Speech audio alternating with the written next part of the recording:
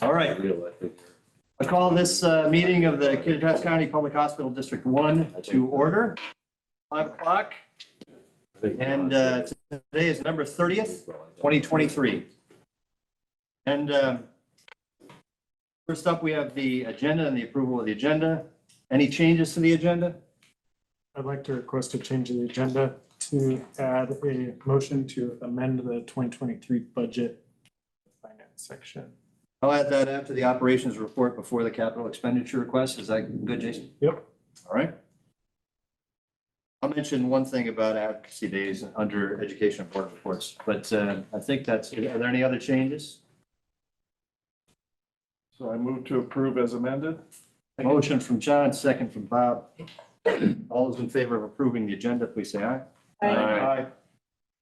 Consent agenda, hopefully you've had a chance to review the minutes from the last board meeting, the approval of checks, the foundation report, and the minutes from the finance committee. Any questions or any problems with what's in the consent agenda? Any additions, changes? Motion to approve the consent agenda? I'll move to approve it. Motion from Terry, A second. second from John. All those in favor of approving the consent agenda, please say aye. Aye. Aye. Unanimous, thank you. This is a public meeting, and so we always set aside time for public comments and announcements. If you have a public comment or announcement, please try to keep it to 3 to 5 minutes and start by announcing your name and where you're from. Is there anybody here who would like to make a public comment or announcement?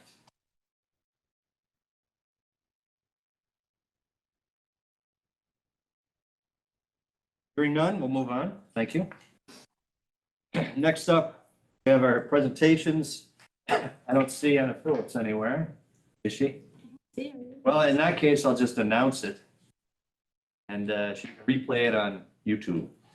All right, so this is Anna Phillips won our clinical award nomination, or our clinical award she won for the third quarter of 2023. The reason for nomination, identifying an incorrect interpretation of pathology. She was nominated by Linda Navarre. Here's what happened. Anna identified pathology results that had been interpreted incorrectly by the ordering provider. Due to her diligence in reviewing pathology reports in the results pool, not just those she ordered, the patient was promptly notified of the error and scheduled for additional diagnostic follow-up. This action prevented a delay in care. That's great work. And as you guys all know, we consider these nominations at our QI Council meeting. We always have a good, vigorous conversation because so many people who are deserving of this award are nominated. For this one, Anna Phillips got it. And congratulations, Anna, wherever you may be. All right. Anything else before we go to reports and dashboards? Okay, let's move on to reports and dashboards then. We'll start with quality. Mandy Olson. Mandy. So my report starts on page, let's see, 13. And so I wanted to give an update. Can we pause for just a second? Sorry, it sounds like there are people online that are trying to get on and we can't see or hear them. Okay. Are these members of the leadership team or are these members of the public? There is six people on there. I don't know if they're all just. Should we get it out? Go back. Yeah, maybe we'll end this meeting real quick, log back in and see if something gets. Okay. So we've just finished with the consent agenda. If there's anyone who would like to make a public comment or announcement, we always allot some time for that at our public meetings. If you do have an announcement, please state your name and where you're from. Try to keep your announcement to 3 to 5 minutes. Is there anyone on Zoom who would like to make a public comment or announcement?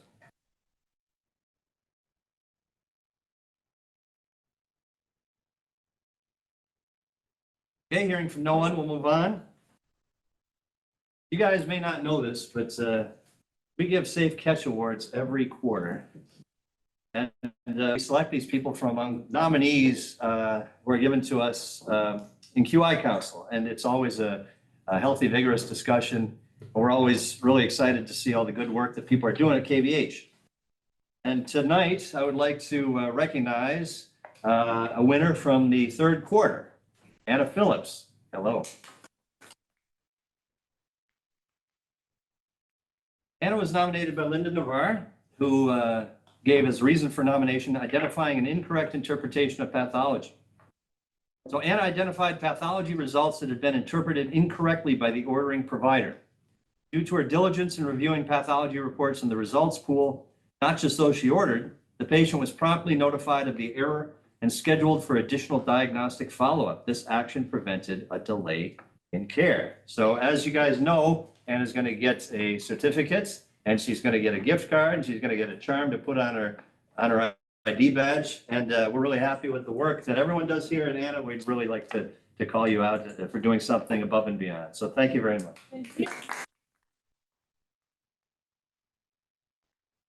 If it's okay with you, Terry and I, who are on the QI Council, are going to go out and get a quick picture with you. Oh, okay, yeah. And Sean, would you mind? Thank you. All right, so moving on, reports and dashboard, quality, Mandy Olson, what do you got for us? Are you ready? Is that really fast? Can I borrow you? Or what? Thank you, Mandy. Okay. I think we'll put it- There won't be any action items while I'm Yeah, talking. we're not gonna budget it. If it won't, let me be quick. But my report's on page 13. In my report, I talk about,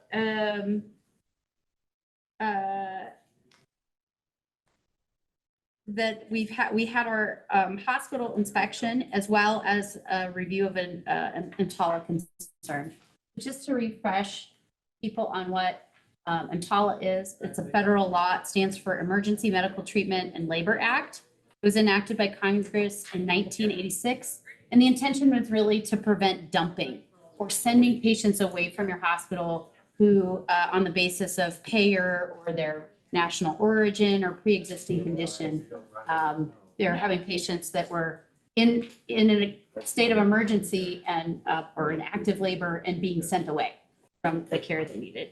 EMTALA says that anyone who presents to your emergency department, and it's really you're only eligible as a hospital if you have an emergency department, that they must be screened and stabilizing treatment must be provided. And then we may have to transfer as well. So, and that we do transfer if we need to. And there are criteria we have to meet as part of transfer. There were 25 cases that they reviewed during their investigation, and they found one instance where they said we were not compliant. We're very surprised by this violation and feel it's pretty technical in nature. And so we've requested additional information. And it's also, an opportunity to educate ourselves and our staff about it. So we'll be learning more about that case. What are the deadlines on this? We need to respond to CMS and the Department of Health by December 7th. I think the DOH had a typo in their letter that said the 18th. I'm not going to wait until then. So I'll be coordinating the response with the emergency department and radiology. They also had questions about ultrasound. So if there's any other questions about that particular case. I mean, do they come and just do like a records review, or do they look at that? It's really similar to a survey in that they look at records, they interview staff, they observe care, they ask for you to pull your policies, documents, they look at signage. In the case of a complaint investigation, it depends on where the complaint is from. So if there's a complaint to DOH that's related to state law, then they'll use that as their reference. In the case of a federal law like EMTALA, CMS contracts with the state to have them do the investigations. And so she was doing that dually. So she was on behalf of CMS and Department of Health for that particular complaint. They don't always, this is only my second complaint investigation since I've been the quality director, chief quality officer. The first one that I was a part of, they did tell us the exact case where the concern had come from. In this case, they didn't exactly share to begin with where the complaint had come from. Another thing that has happened, just to be aware of, as part of, they were deferring a lot of cases during COVID. They weren't doing surveys or investigations unless there was immediate jeopardy of patient harm. So they're They have deferred a lot of complaints or concerns to survey. And in fact, they closed one complaint during our survey. We found out during our exit that had been deferred to the next survey that's on the 3-year cycle.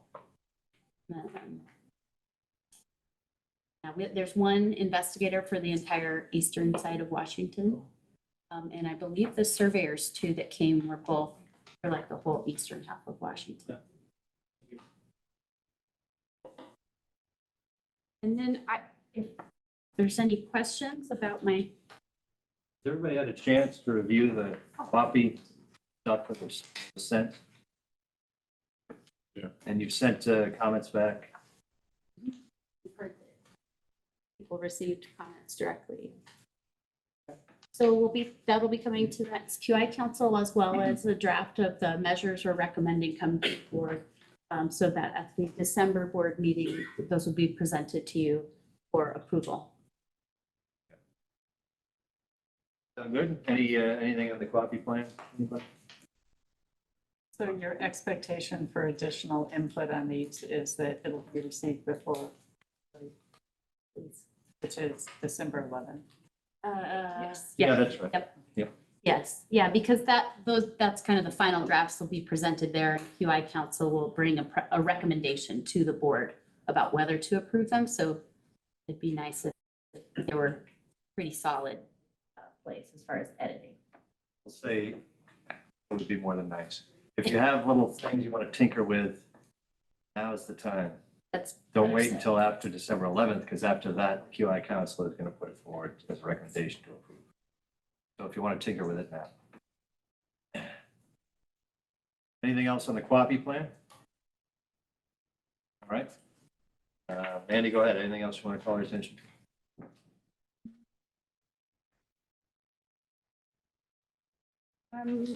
You might it's our quarterly patient satisfaction dashboard is in the dashboard. So that only comes forward quarterly. Looking really good. I think urgent care especially looked really great for Q3. And our clinics are all, they're pretty great patient satisfaction data. So We've said this about 100 times, but top box is 9 and 10, right? for that particular measure, willingness to recommend is only definitely yes. There's 4 options and the top box is only if they say definitely yes, would recommend. Any questions about anything on the dashboard or specifically on the patient satisfaction?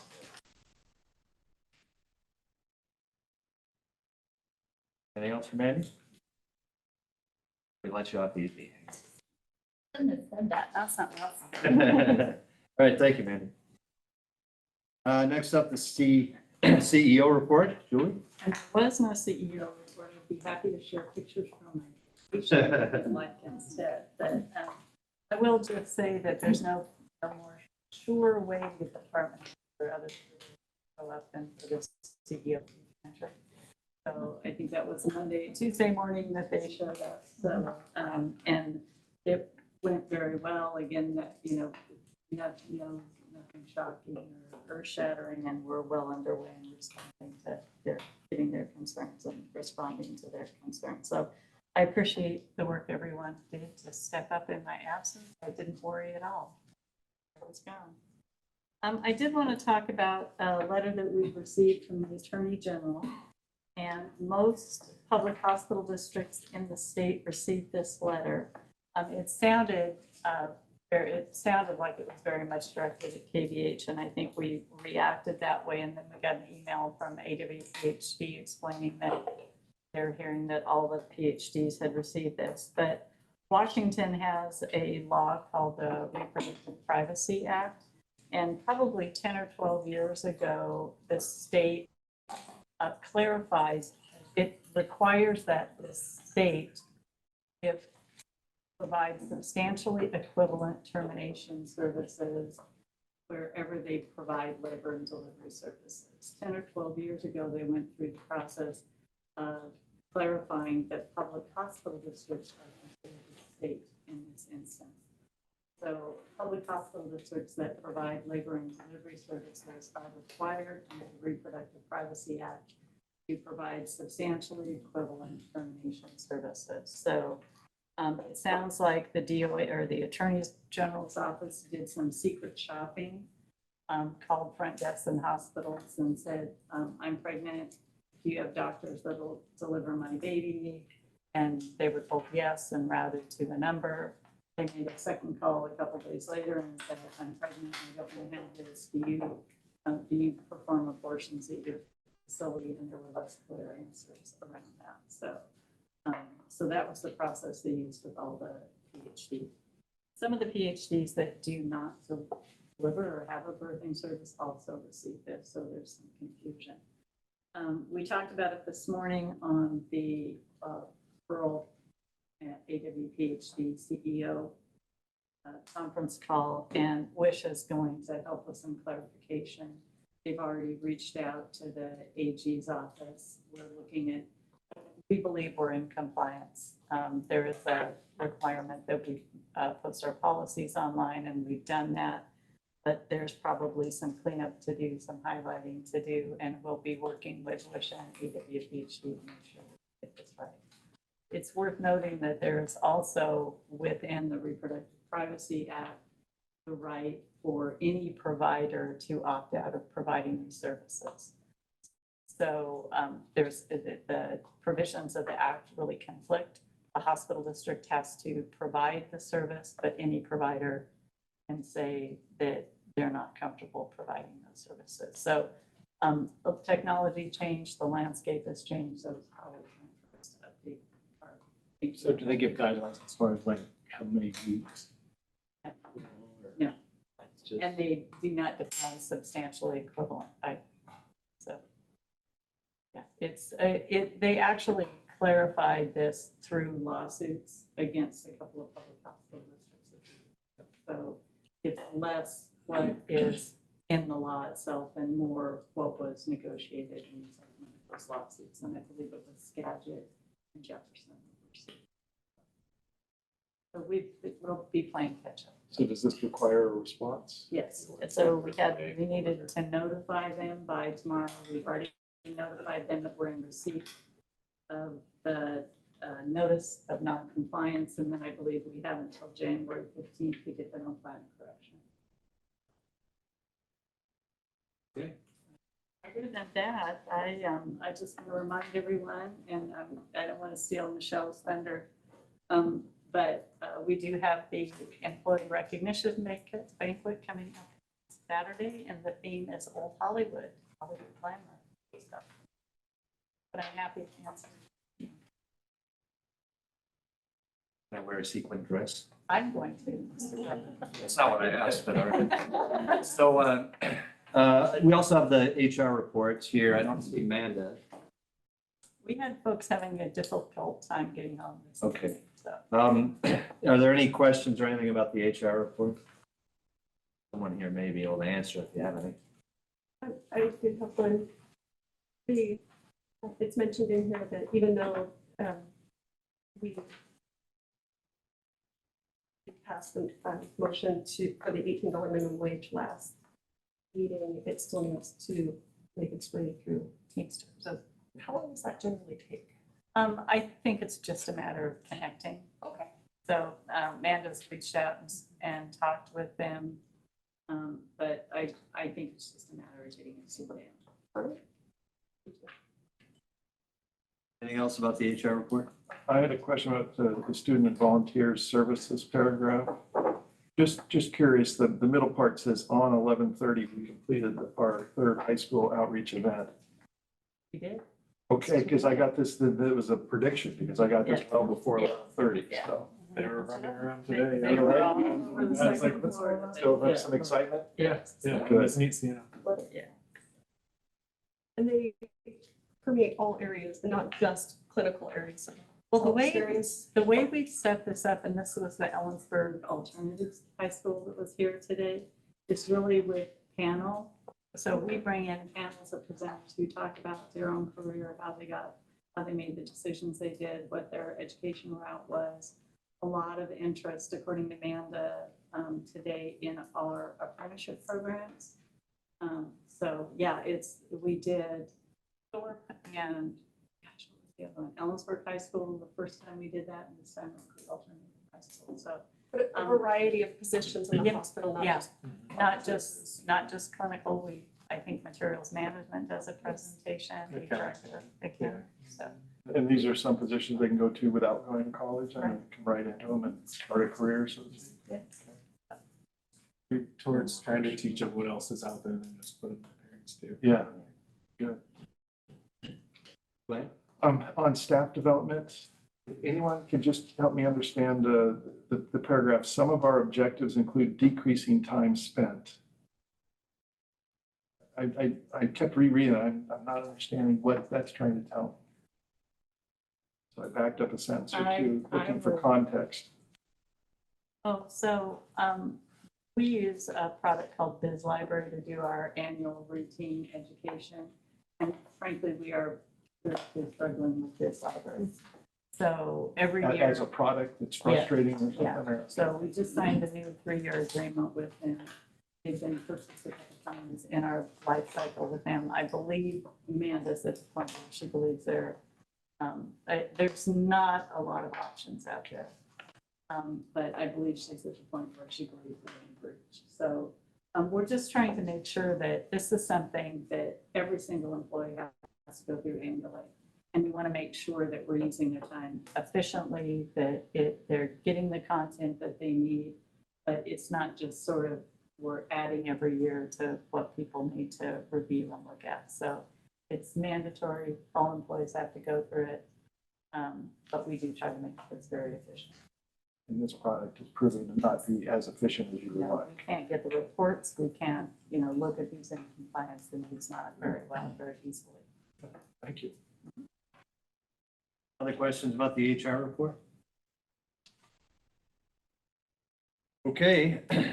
We have an expansion project update from Ron Orthoff. Rob. So my report starts on page 23. And I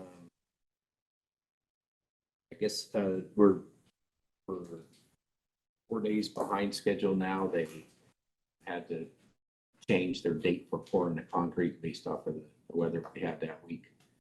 So that's put us behind 4 days, which isn't terrible, but they may have a chance of recouping that. But Was it too cold to pour? yeah, it was too wet. Too wet? Yeah, and it just can't get it to set up. And under equipment delivery status, a little bit of an update there. We had an air compressor that's going to serve equipment in central sterile, and they found out that the lead time on that was 23 weeks. Well, that puts it right at the end of phase 1, and that's coming overseas, and so you have some variables there getting it through customs. And so we're trying to work with the manufacturer to see if they could speed that up, and they really can't, but they did say that they had a little larger unit that they could get to us faster. So that's one option. And so now we've gone to another vendor and trying to get something here in the United States. And so that's looking like that's a good possibility. And so I should know more on that next week, Wednesday at the construction meeting. So hopefully that works out. So it's significant because that represents a delay in the whole project, because Central Sterile can't operate. Then they got to stay where they're at, and then phase 2 can't happen.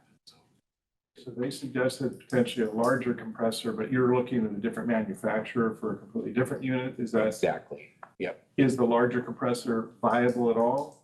It is. Yeah. Would it be useful at all to have a larger, or does it become more inefficient because we don't need one that large? Yeah. It's just more cost mostly. And Oh, they don't want to swap it out at the same price? no. Okay. No. And, I assume it's going to take up a little more footprint, and it's in a pretty tight space because it goes into the existing boiler room. And so I was a little bit worried about that, but I don't have the specifications yet to know what that looks like. So the alternate vendor is your primary choice if you get that to work out? Yeah. And then the third option would be is to use our nitrogen system temporarily until the compressor comes. But we got to do some calculations to see if we, have to change bottles every 5 minutes or, yeah. On that. Other than that, it's going pretty well.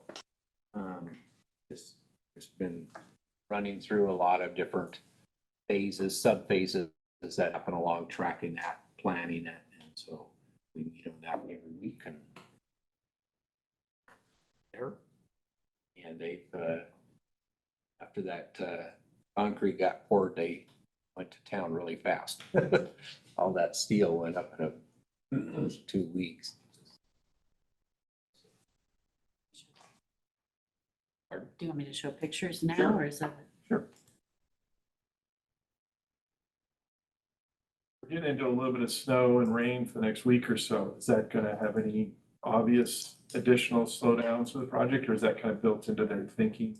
It's kind of built in. They brought in, there's still some concrete to pour up in the penthouse. And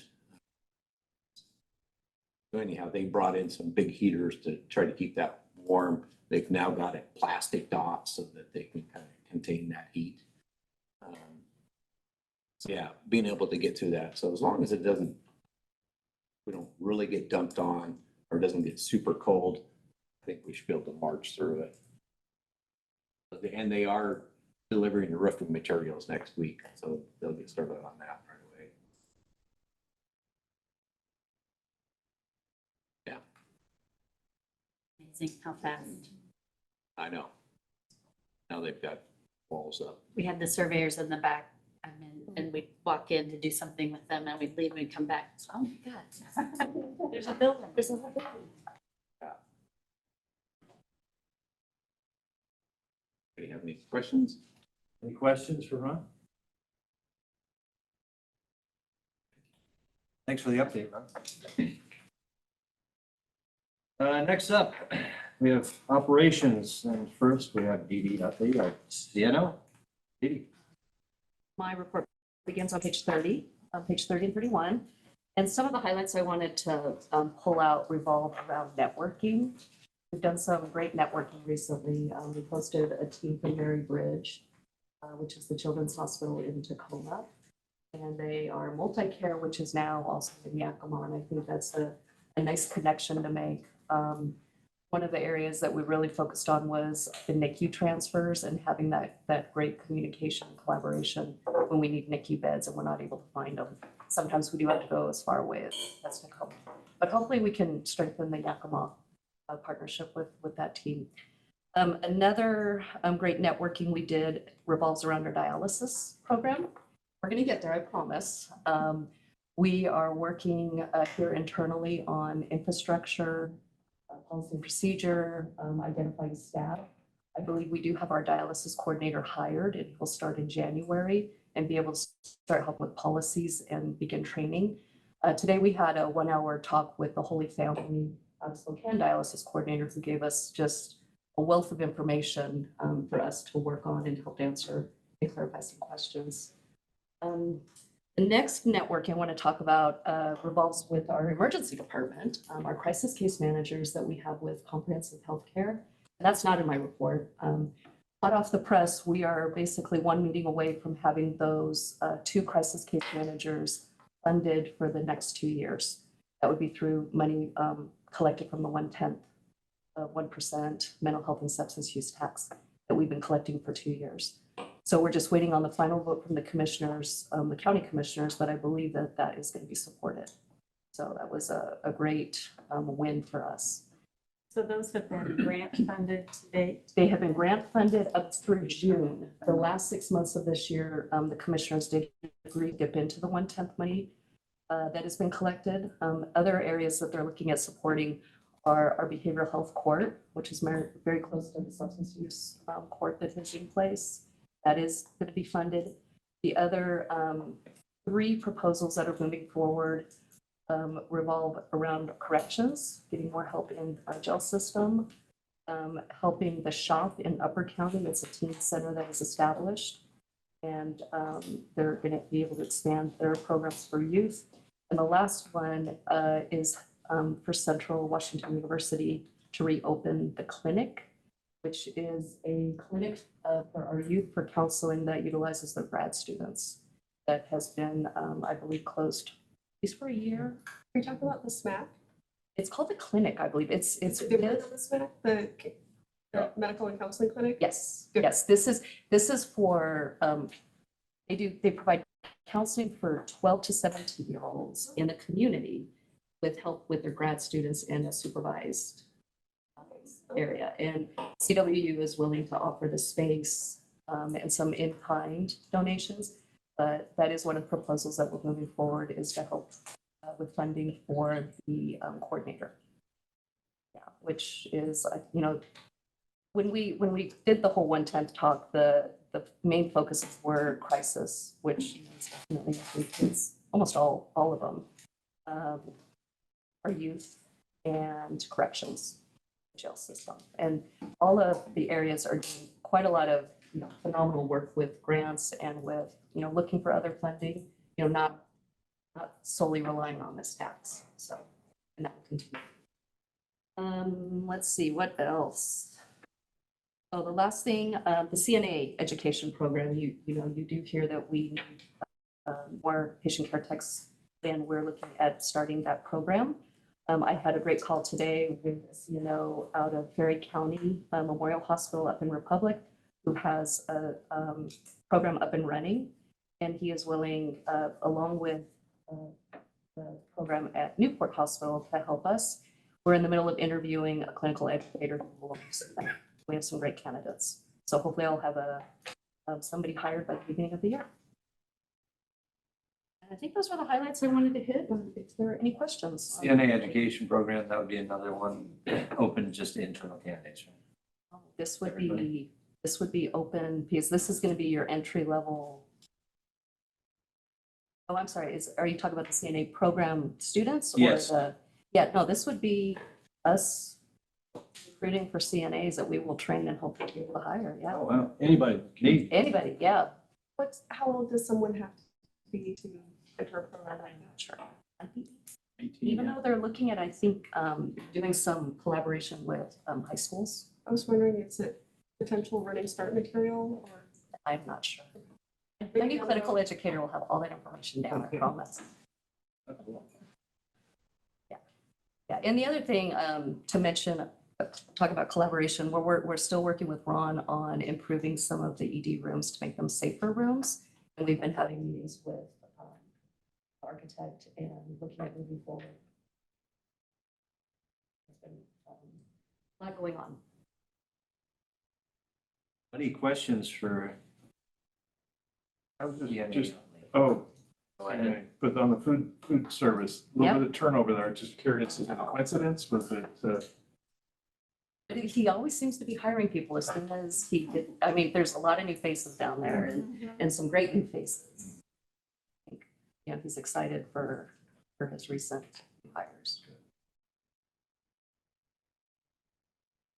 Be competing with CNA recruits. Any other questions for Dee Dee? Prestige used to have like a. They don't do Prestige, that anymore. Prestige, I believe, still Oh, does. they do. They, and they require students to work there. And I know we did reach out and we were trying to have communication of, could we collaborate, and we're gonna move forward. Yeah.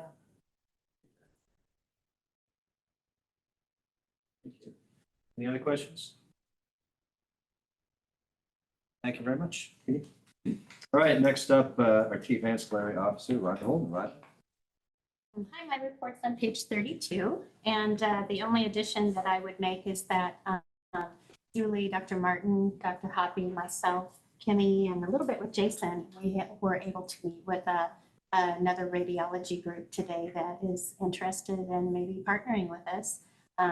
They brought out their president, vice president, CFO, COO, and CAO So it was quite an entourage, and they seemed very interested, although it was definitely would take some time. If we were to move forward and make any changes, it would probably be third quarter of next year. And it would be, if Dr. Jensen was able to join as well, kind of as a package deal, because they would need that radiology resource for them in order to provide the services that we need. So that's very hopeful news. Last week, I had received an email from Dr. Stepanek from Yakima Valley Radiology. We had reached out to them to see if they were interested in potentially partnering with us, and they made a final decision that no, they couldn't take us on, and Dr. Jensen, they wouldn't be taking him either. So with all the angst that has been with the delay and turnaround times from the ED and other sources, we've really been looking around at what's out there. And, so far, everybody's told me no. So it's very, very hopeful today to have such a good meeting. I think it was really good today in talking with Skagit. They confirmed so much of what we heard from our existing vendor, that the utilization of diagnostic imaging in the emergency department has changed so much post-COVID that it's much less, plain film, broken arm, and more because of the shortage of primary care, because just of the backlog of patients. They're seeing much more complex studies in the emergency department, many more studies coming out of the emergency department, and recruiting in that field is just exceptionally difficult. So, and it was good to hear those things confirmed by the department. Any questions for Ron? So a little later, we're going to talk about the X-ray machine buyout. Just want to confirm that you support that as moving forward. Yes. Okay. Thank you. Anything else? Thank you, Ron. Next up, Chief of Clinic Operations, Stacy O'Leary. Stacy. Hi, my report starts on page 33. I just want to point out, we are interviewing at least 8 candidates for the 4 MA apprentices we have that will be starting in January. So we have, I think, 2 internal candidates, and most of them are external. Excited about that program. And I'd be happy to answer any questions. So I wasn't aware, so we have a second provider in dermatology? Yes, we have a PA, Kelly Sargent. She started beginning in November. And I just talked to the clinic manager. I think she's ramping up to 20 patients a day within the next 2 weeks. The dermatologist we have, is that full-time? Yes. Okay. So And we this, have 2 full-time 2 full-time? PAs in there now. It cuts down the backlog a little bit. Absolutely. If you look at the charts, you can see there was a significant drop. Yeah.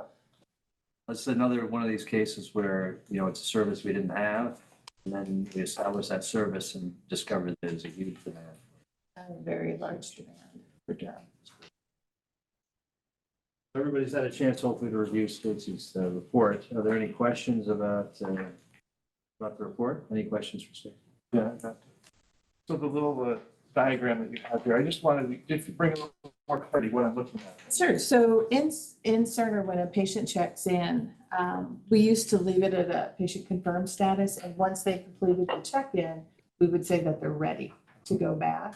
What Elena, our PSR development coordinator, did, she was playing around with it and found this arrived status. So now our patient service reps, as soon as you step up to the window, mark you arrived.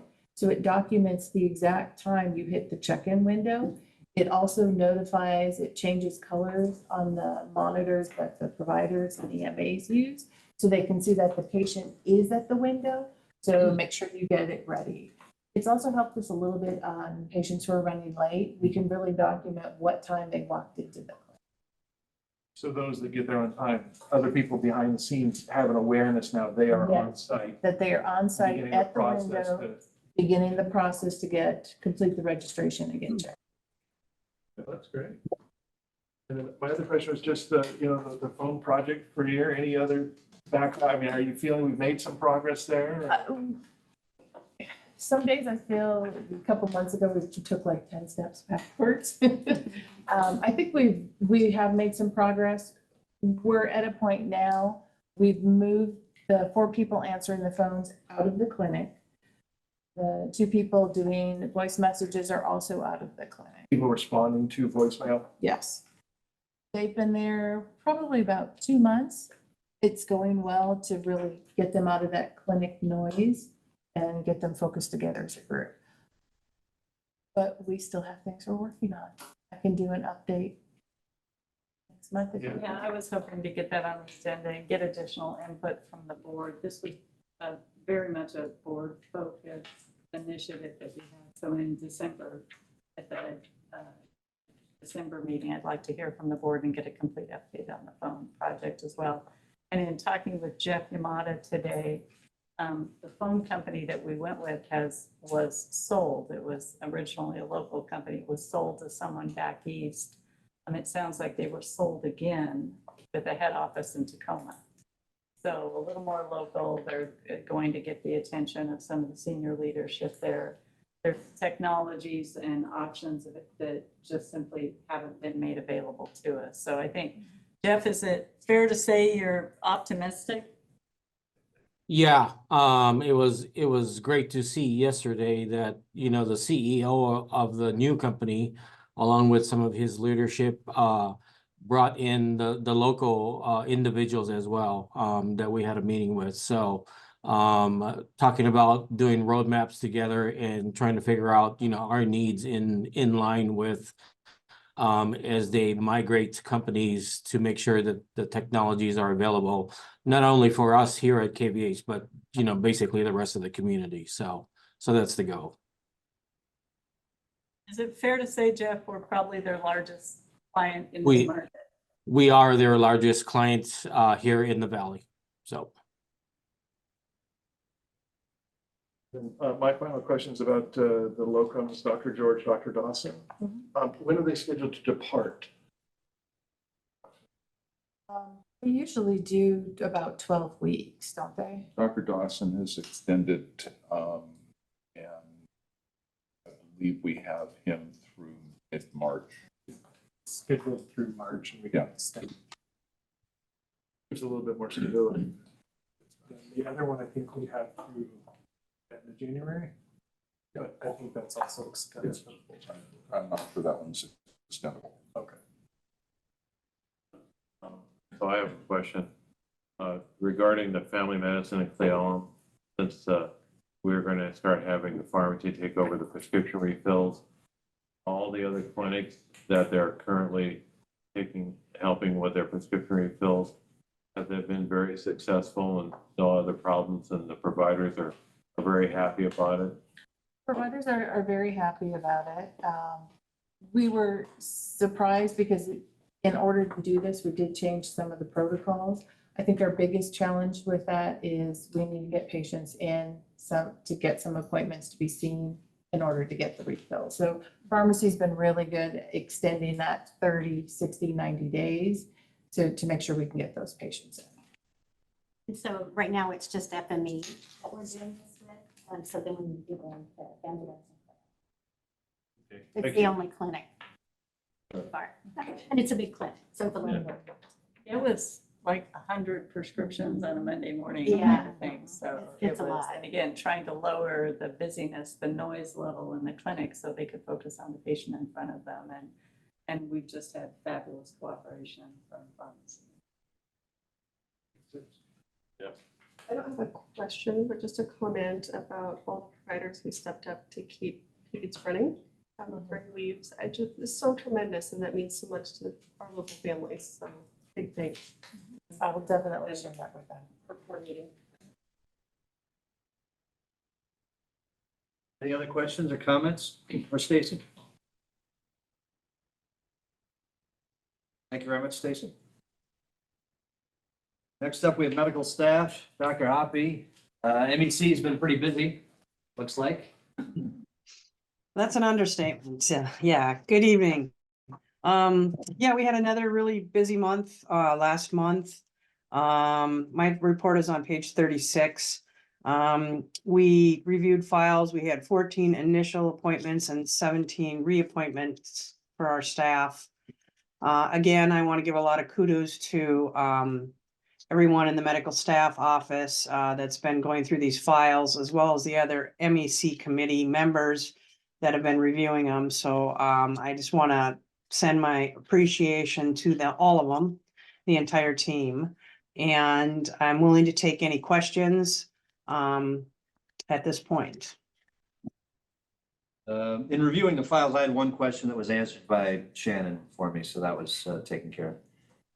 Any other questions about this list of initial appointments? Hopefully you've all had, I think everybody's had a chance to review it.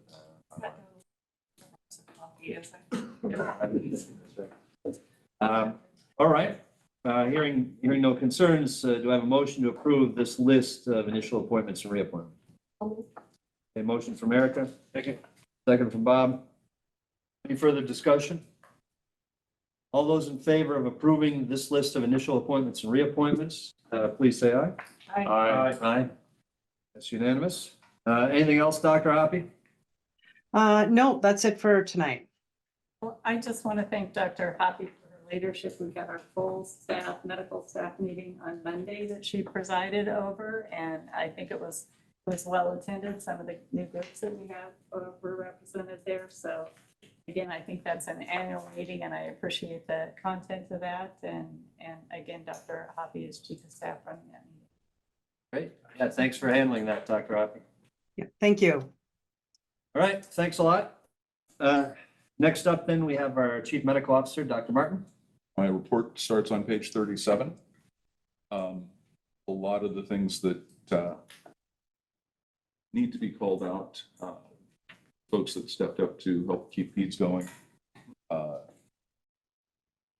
just add my thanks.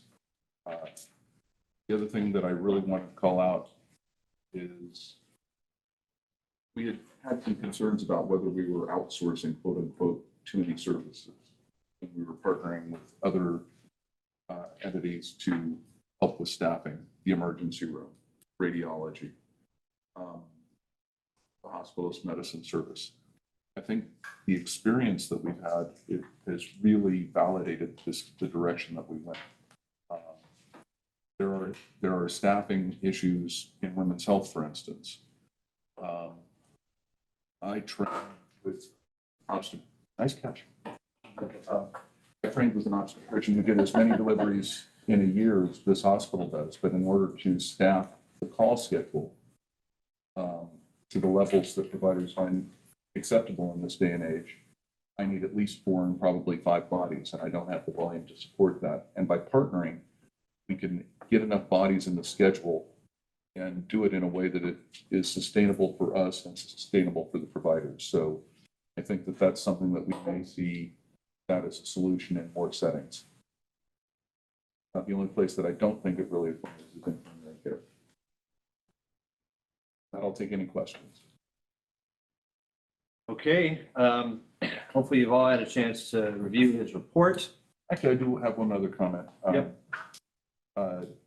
And Dr. Hoppy alluded to this, the sheer volume of applicants that were processed this month. Some of us remember when there would be 2 or 3 applicants in a month, and there were 33 on the docket this month. And I just want to compliment the Med Staff Services staff. Did you hear that, Dr. Hoppy? You got a compliment. Oh, thank you. No, I did hear it. I'm just being kind of quiet here. That's okay. It was for Shannon. Any questions for Dr. Martin? Quick question. I just wanted you to help me understand incoming providers, 3rd and 4th down. You list them as partnering physician. Is that in reference to what you were just speaking about, or does this mean something else? No, you may remember that we had partnered a model in internal medicine where, and at the time we called it the consulting physician model. This is the title we're giving to this role. Exactly. Okay, Right. now I understand. Okay, thank you. Other questions for Dr. Martin? Thank you very much, Dr. Martin. Next up, we have finance with our CFO, Jason Adler. Thank you. Just a short summary on the finances. There are a few operational things that highly impacted finances for the month of October. The MRI, as you know, went down the end of September and it stayed down for 10 days. We had to reschedule a ton of patients, even out a lot of patients for those that needed more timely. MRI is a significant revenue driver. Other significant impact is we had 7 outpatient clinic providers on FMLA through the month of October. 7 is exactly 20% of our clinical workforce. That is reflected in the clinic visit stats that were exactly 20% down this month. And if you look back the last few months, I think it was 7% below budget, 14% budget, and 20% below budget in October. Things are looking better, hopefully trickling back up as providers are returning. They were all out on their own unique reasons. But we feel it through. Expansion project, like Ron mentioned, is on budget, on target at this time when I wrote it. And all this resulted in an operating loss of $554,000 for the month. We have positive revenue from investment income for a net loss of $229,000 for the month. That pulled days cash down from, it was just over 205 days cash to 204.6 days cash. And just heads up that we do anticipate days cash to go down in December as we make our debt service payments that are scheduled for July and December of every year, and then we're really increasing our spending on the project. So that days cash figure of 204.6 factors in the debt that we took out to fund the project, and now we're going to really start ramping up that spending. So anticipate that to be decreasing. Any questions further on the? I would just point out that while we experienced the loss in the month, year to date, we're still in the black book in operations and. What you're saying is that our budget is affected if we don't see patients. It turns out. It's illuminating. It turns out. But like you mentioned, we are still doing well financially. We're in the red for this month. We're positive year to date, and we're one of the very few hospitals, if not the potentially only one in the state that is as financially strong as we are. Even Okay. Our ER visits year to date. they're wonderful, yeah. Continuing to grow. Yep. I think the PAY docs and the things that they're doing in the ER is making us recognized in our community and neighboring communities where they're coming up from the Yakima. I did want to just call out materials management. They went through their annual inventory and they came out with a 1.5% off from what the computer said to what their counts are. That's $5,435. So they are very good at counting through the year. A lot. That's your chance to go in there. Not quite as profound. We spelled a lot. That's your chance to go in and say $5,000. What were you people thinking? But there's supply running just shy of $13 million year to date.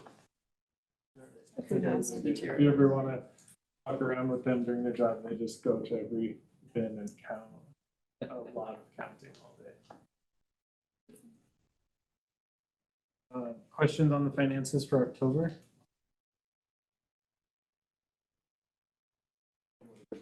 How November's looking. November, so what hurt us this month was revenue, and November's revenue looks a lot better. We will have an interim cost report adjustment in November.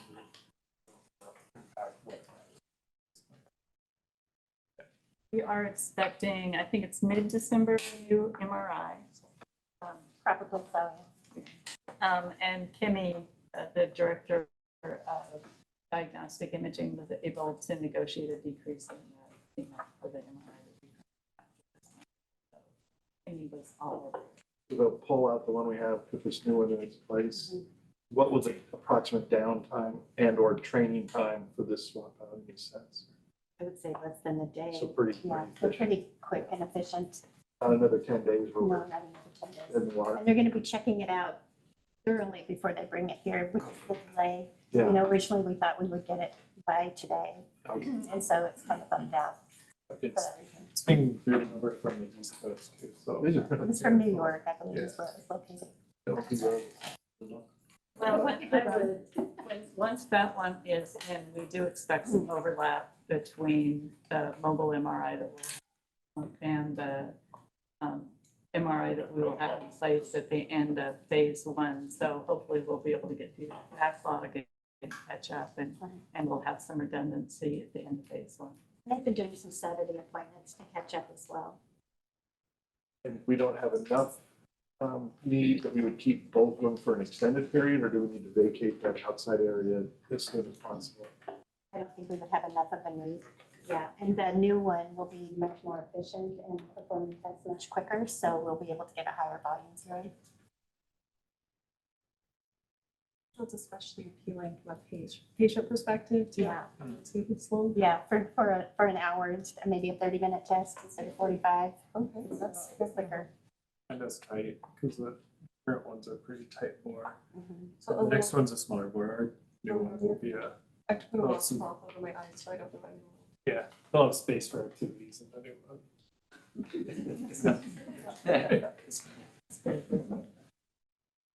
So any questions about the October numbers? Hearing none, do you want to go to the budget? Yep, so I want to propose a budget amendment for the 2023 budget. This is something that we've brought forward usually in November the last few years. And will likely continue to do this exercise going forward. So just a little explanation, year to date, we are running $5 million ahead of budget on total charges. We're running $6 million over budget on expenses. And for that, I'm asking to lift our total expense operating budget by $11 million from $121,100,000 to $132,100,000. So that's the support. We have increased, we're exceeding on revenue for the year to date, and we're exceeding on expense year to date. So This is fairly common. We tend to, I'll anticipate probably doing this every year. Yeah.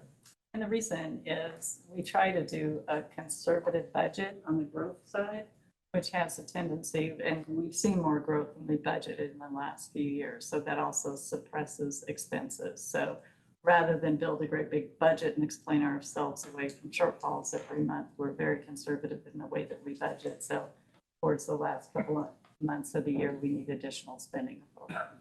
And when we amend the budget, which I imagine, what does that keep certain people happy, or how does that? Yeah, so when you approve our operating budget, you essentially approve administration to execute up to that limit.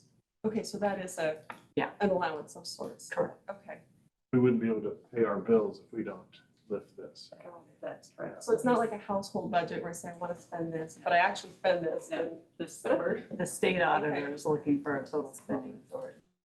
I got on the news when the Democrats, Republicans going back and forth because they're trying to lift the budget. Okay. That ceiling. The government running. Is there anybody who wants to have a standoff on this for the next couple of months? All right, so here's the motion.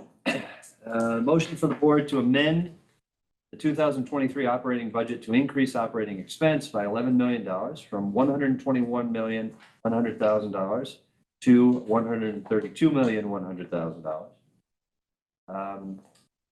Any questions before we take them up? All right, is there anyone who would like to make that motion?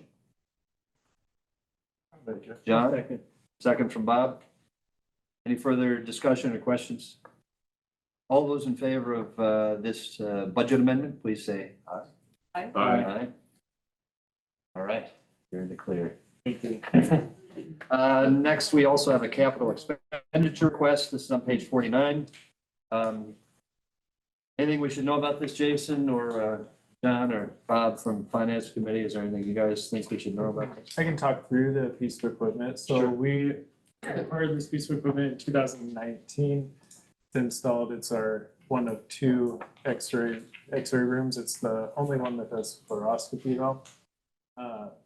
We got it as a lease, and we're just purchasing this lease out rather than extending the lease. So it's a 4-year lease, I believe, and we're currently on a month-to-month cycle now with it. We'd like to stop the month-to-month, purchase it, and that comes to a break even as long as we own it for 27 months versus leasing it for that time.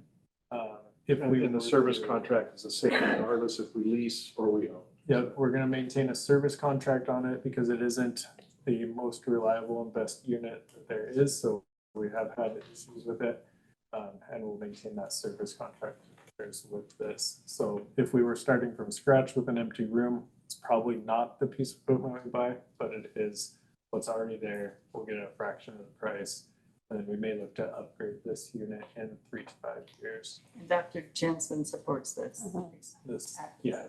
And he's a really good radiologist and he's done a lot of good radiology. So since he's reviewed the new equipment and prefers our current one, I definitely support him wanting the current equipment because he's a really good radiologist. That's a plus.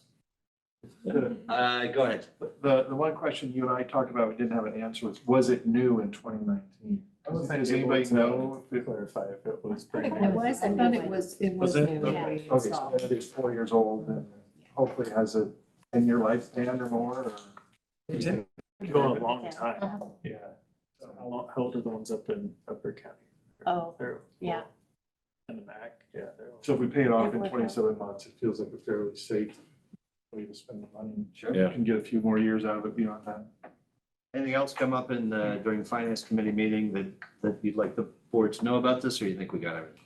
Yeah, I think this one's pretty straightforward, and since Dr. Jensen supports it, the tool that he needs, I think it's easy to support. The new units are kind of controlled by a joystick, I understand it, and this is a more manual one, and this is Dr. Jensen's preferred method. So that was why we're this. All righty. We have a motion to approve this capital expenditure request. You want to make? I'll make a motion. Bob, second? Second from Bob. Any further questions? All those in favor of this capital expenditure request for the X-ray system, please say aye. Aye. Anything else, Jason? That is all I have, thank you. Thank you. Thank you very much, Jason. All right, next up, we have our community relations report. This is on page 50 to 53. Michelle Worrell, I see you're on there online. I am. Can you guys hear me all right? We can. Perfect. I really don't have a lot to add, but as you know, Julie mentioned, we have a big event coming up on Saturday. I may be sitting here wrapping presents for that event. Since the time of writing, I think we said we had 264. We're up to, I believe, 282 participants. So that is great. We are coming very close to maxing out capacity, which is one of the reasons we are thinking about moving this event to a time of the year when it can be outdoors to give us some more flexibility. As far as this Saturday goes, we'll see if I can remember how this works. Doors open at 5 o'clock. As Julie mentioned, it's Old Hollywood. Matt, I would love to see you in sequin dress.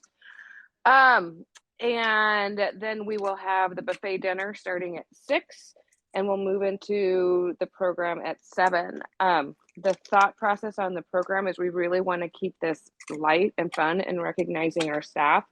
So just some short opening remarks from Matt and Julie with a great big thanks to the staff. And then Matt, the first awards of the evening will be our value awards. And I thought it would be, that would be a great opportunity for you as chairman of the board to present those awards. I think Mandy gave you the information. So if you have any question on that, let me know. This will be kind of like, you know, the the Grand Old Oscars. So there will be envelopes that are sealed that you get to open and be surprised.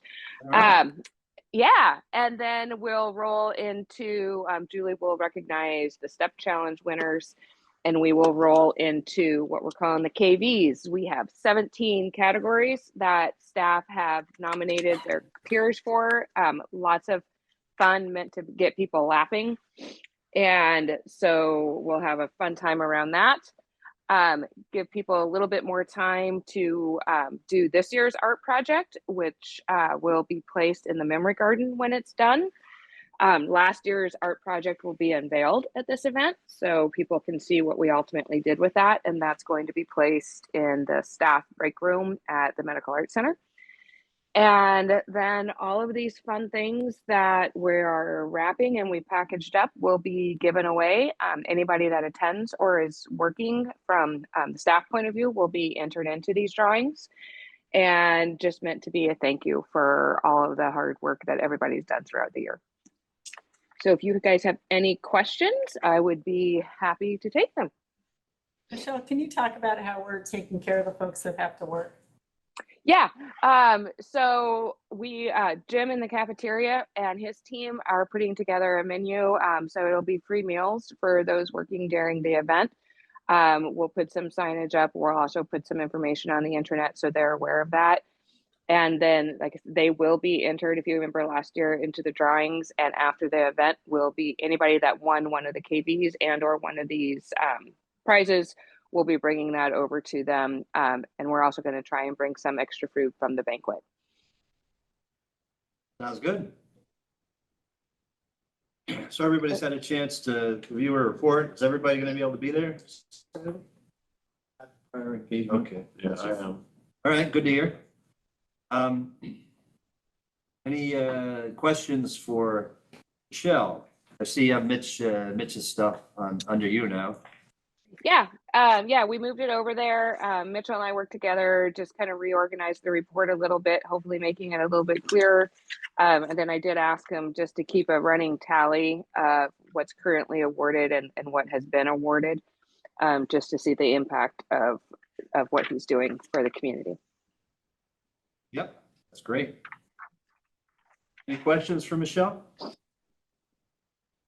Looking forward to the event, Michelle. Thanks for all your hard work putting that together. Yeah, thank you. Great, thanks guys. And the other people who you thank here, who I'm sure you'll be able to thank at the event as well. But we know that you're head of a really great team who's working hard. They're awesome. Thank you. I'll convey that to them. Thank you. All right. If there's nothing else, anything else before we move on from reports and dashboards? Just under education board reports, we do have this they call it Hospital Advocacy Day on January 30th. Through which the three people are going to attend that, Dee Dee Utley, Bob Davis, and myself. Don't forget you have to register. Have you guys registered already? Try to do that before December 1st. I think they have like a December 1st deadline, and there's a link 6 to hours from now. Yeah. So when you get home, take care of it. Although I don't see them as excluding you if you do it next couple of days. Just on their website. I can send you the link. Yeah, I'll send you the link. And then Terry may be there as part of because of his work with Wisha, but we're stuck with these three, only three, but three great people who are going to represent KVH there. So old business, we have our annual CEO evaluation. And as I mentioned in an email, here's how we're going to do this. We're going to have our regular executive session where we have to talk about real estate personnel stuff. That will be very brief, 5 minutes. So I'll announce the timing on that. But what we'll do then is that any senior leadership team members, these are people who were given copies of the evaluation to do. If you wouldn't mind just waiting, if you want to stay around, it's completely voluntary. But if you want to wait, it'll be a very brief executive session on that. And then after that, which I think will just be 5 minutes, after that, we'll have a break. It's not an official executive session because it'll just be me alone with the senior leadership team. And the purpose of that is to make sure that my written comments accurately reflect what you guys have put in your evaluations. We'll set a time for how long that's going to be, and we'll try to stick to that because the other board members are going to be out having their dinner. And then after that, you guys will be dismissed, and then the board will meet in executive session again. So after this long break, we'll meet in executive session to talk about our CEO evaluation and finalize that. All right. So hopefully everyone's clear on what this process is. Julie's fully aware of how this is working. Everyone who would like to stick around, as I say, who got an evaluation, is welcome to, but not, it's optional. It's really just to make sure that I have captured your comments effectively. Okay. And then I'll meet with Julie to talk through the evaluation. All right, no new business, as far as I can tell. Executive session, as I told you, will be very brief. It's just going to be 5 minutes, right? Is that right, Julie? So let's just take a really quick, because I want to make sure we don't make you guys wait too long. Let's just take a quick 2-minute break. Okay, just use the bathroom or whatever you need. And then we'll have 5 minutes. So we will reconvene as a break, just a meeting, right? It's not an executive session. It's not the official public meeting. It's just me meeting with the SLT, in case that's clear. I'm just trying to be legal here. And then I want to give you guys a full chance to talk. So, and I hope the board isn't too upset with me. But then we'll reconvene. I'll reconvene with the SLT at 20 after, at which point we'll take a half hour, okay, till 10:02, and we'll stick to that number. And then at that time, we'll reconvene into the executive session, okay, with just the board members at 6:50, right? And that's, I'll say we'll spend a half hour for that too, to 7:20. Okay, if we have to extend time, we can do that. But anyway, is everybody clear about all that stuff? Have I made myself? If you run long with SLT, are you gonna poke your head out and say like 3 more minutes? Or? Well, I'm gonna try to stick to the half hour. I think a half hour is gonna be enough time for us. What if you're done in 10 minutes? If we're done in 10 minutes, then we're just gonna sit here and shoot the breeze and make you guys wait. This is fine. Matt, okay. will you Yes. pull up the Zoom meeting at that 20 after time? Yes. Okay, cool. Manny's gonna help me with that. Awesome, All right, thank you. Thank That you. means I get to leave in 10 minutes. You get to leave in 10 minutes. All right, so thank you all. We will just take a very brief 2-minute break and then go back into executive session. Julie, who do you want to be in executive session? I just need Jason. All right, so everybody else just have to wait 7 minutes. And Amanda, are you gonna, okay, Amanda and Jason. Okay, thank you all.